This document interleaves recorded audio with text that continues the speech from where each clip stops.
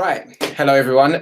My name is Joe, and this is me with my moustache, my French moustache. And this was day 21 of what was an indoor cycle tour. I don't wear this moustache all the time, contrary to popular belief. And I'll explain, hopefully, over the next 10 minutes why I had it. Funny enough, I just did a presentation skills course, and I think my tutor is going to be horrified by the amateur version of presenting I'm going to be going through today. But hey, hopefully it'll be enjoyable for you all. So this is me and my mentor and good friend, Ben Chatfield. I met Ben about 10 years ago when I was I just finished my first year at uni, and we were doing a year. We had to do a year in industry, and I wanted to work in the sort of the events and marketing industry. And Ben gave me the first opportunity I had in that arena. I went to meet him and his then partner, who had a little office in Soho, and they ran a marketing and communication events company called Getting Hectic. And even though I turned up to that meeting without a pen or pencil, Ben saw something in me and gave me the opportunity to, first of all, work with him. And then a couple of years later, got my foot through the door as an assistant producer in advertising. So what happened next? So that was how my introduction to Ben.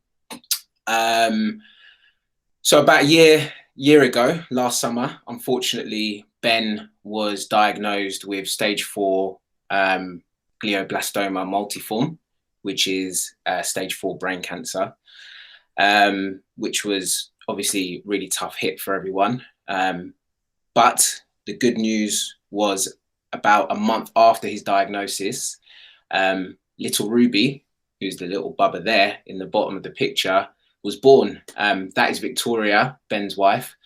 And so, you know, in the midst of all this sadness, obviously this little miracle arrived, which was amazing.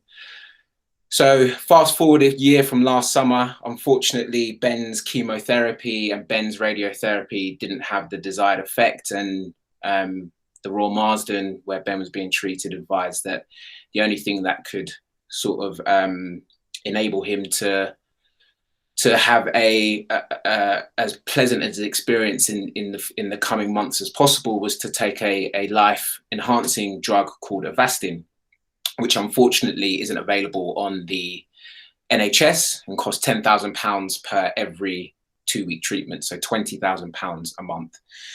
So some of Ben's closest friends banded together and started a GoFundMe page to help raise the money for Ben's medication, so that we could hopefully enhance Ben's life, prolong it as much as possible, and ultimately be able to enable him to see Ruby's first birthday in this coming July. So incredibly, within the first 24 or 25 hours, we were able to raise £60,000, which was the target, which was absolutely incredible. And in the weeks following, that figure rose to £80,000, which again was just mind-blowing. But all the while, I felt like I needed to do something to not only show my gratitude to the people who had donated selflessly to help Ben with his medication, but to also thank Ben, the man, for being an incredible friend and being an incredible mentor to me. So I decided, God knows why, to cycle the equivalent distance of Wimbledon to St Tropez. Why those two locations? So Ben's a massive Wimbledon fan, has been going to Wimbledon for the past 30 years, is obsessed with tennis, and he's also a massive Francophile. And obviously with lockdown being restrictive to what was possible and to be able to cycle indoors, I decided for some reason that it would be a good idea to do it indoors, even though I was a complete novice when it came to any sort of cycling or endurance cycling. So I decided that I would do it indoors. I would stream it all on Instagram Live, and hopefully it would be a way to raise even more money and donations for Ben, Victoria and Ruby. but also just a way for me to sort of meditate and reflect through how I was feeling about Ben's illness. So 65.6 kilometers a day, which was equivalent to 3.5 hours a day, which was over a period of 21 days of cycling. So that totaled 1,377.6 kilometers. In old money, that is 856 miles, including cycling through the channel. There was no cheating here. I couldn't get the ferry, so I cycled through the channel as well, through the English Channel. And it was an amazing experience, and that experience was helped a lot by my buddy here, Ruby, who made sure she got her helmet on to support me through the cycle, alongside a load of other people who began to join me on the first day and the preceding days, or the days that followed rather, on Instagram Live. Here's a little video to give you a little bit of context as to what that experience was like, and then I can go on to explain a bit more. Halfway day, day 10, Wimbledon St Tropez indoor cycle tour. I'm going to need you to go over to Joe's Instagram, watch him live, support, donate for his good friend Ben Chatfield. Give me the light, I'm past the draw. Look what you made me do, look what I made for you. Let's dance, let's dance. The effort that you're going to, your legs must be in pieces. You know, I played 14 years of rugby and people remember me for drinking a few pints of Guinness. Let's keep going. 3.5 hours done. Cuzzy, can you hear me? What's going on, my brother? Woo! Donate. You see it? How you doing, fella? Emoji bingo. Let's go. Who's gonna light it up? Light it up. Get your paper clips up, guys. Light it up. Needs to be grammatically correct. Energy. Who's gonna be first? Angles. Energy. There we go. So that was basically the setup for the